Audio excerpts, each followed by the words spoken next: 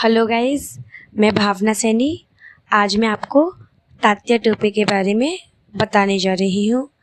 तात्या टोपे कौन थे? यह भी हमारे देश के एक स्वतंत्रता सेनानी थे जिन्होंने हमारे भारत देश को आज़ाद कराने के लिए अपनी जान की कुर्बानी दे दी थी।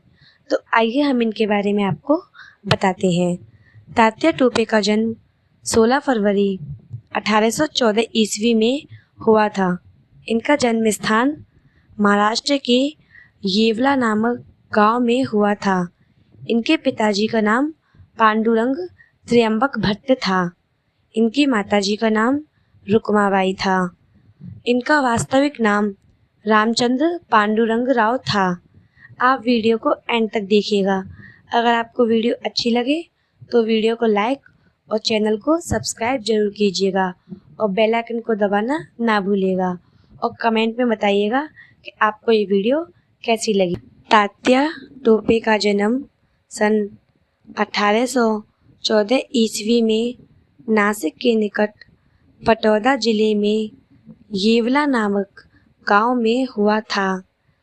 उनके पिता का नाम पांडुरंग त्र्यंबक भट्ट तथा माता का नाम रुक्मणीबाई था। तात्या टोपे देशस्थ कुलकर्णी परिवार में जन्मे थे। इनके पिता पेशवा बाजीराव द्वितीय के गृह विभाग का काम देखते थे। उनके विषय में थोड़े बहुत तथ्य उस बयान से इकट्ठे किए जा सकते थे जो उन्होंने अपनी गिरफ्तारी के बाद दिए, और कुछ तथ्य तात्या के सौतेले भाई रामकृष्ण टोपे के उस बयान से इकट्ठे किए जा सकते हैं जो उन्होंने 1862 ईस्वी में बड़ौदा के सहायक रेजिडेंस के समक्ष दिया था।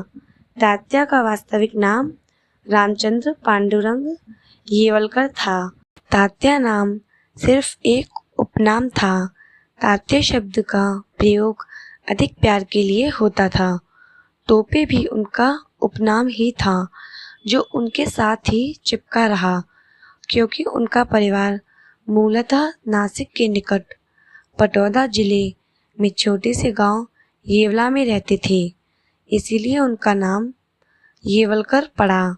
1857 ईस्वी में विदेशियों के विरुद्ध जो युद्ध आरंभ हुआ उसमें तात्या टोपे ने बड़ी वीरता का परिचय दिया। क्रांतिकारियों ने कानपुर पर अधिकार कर लिया।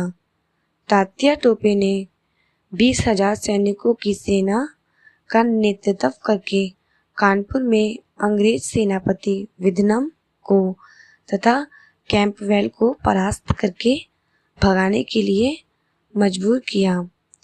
तात्या टोपे ने काफ़ी समय तक लड़ाई लड़ी और कानपुर में से अंग्रेजों को निकाल दिया। तात्या टोपे ने काफ़ी समय तक जमकर लड़ाई लड़ी हमारे भारत देश को आज़ाद कराने के लिए। तात्या टोपे ने झांसी की रानी लक्ष्मीबाई के साथ मिलकर मध्य भारत का मोर्चा संभाला। यद्यपि बेतवा के युद्ध में उसे सफलता नहीं मिली, किंतु शीघ्र ही पुनः संगठित होकर वह झांसी की रानी के साथ ग्वालियर की ओर बढ़े। उसने सिंधिया की सेना को पराजित किया और सिंधिया आगरा में अंग्रेजों की शरण में चले गए, परंतु ग्वालियर पर कब्जा करने में हुरोज को सफलता मिली गई। यहीं झांसी की रानी भी शहीद हो गई। तात्या टोपे ने झांसी की रानी लक्ष्मीबाई को लड़ाई करते वक्त में काफ़ी साथ दिया था। झांसी की रानी ने लड़ाई के वक्त तात्या टोपे से मदद मांगी थी, तो तात्या टोपे ने 15,000 सैनिक रानी लक्ष्मीबाई के साथ भेजे थे। तात्या टोपे ने अंग्रेजों के हाथ नहीं आए, लेकिन एक बार तात्या टोपे जंगलों में सो रहे थे। तात्या टोपे के मित्र मानसिंह ने तात्या टोपे के साथ विश्वासघात किया और अंग्रेजों को बताकर कि उन्हें तात्या टोपे को पकड़वा दिया और अंत में इस वीर मराठा देशभक्त को 18 अप्रैल 1859 ईस्वी को फांसी पर चढ़ाकर इनकी मृत्यु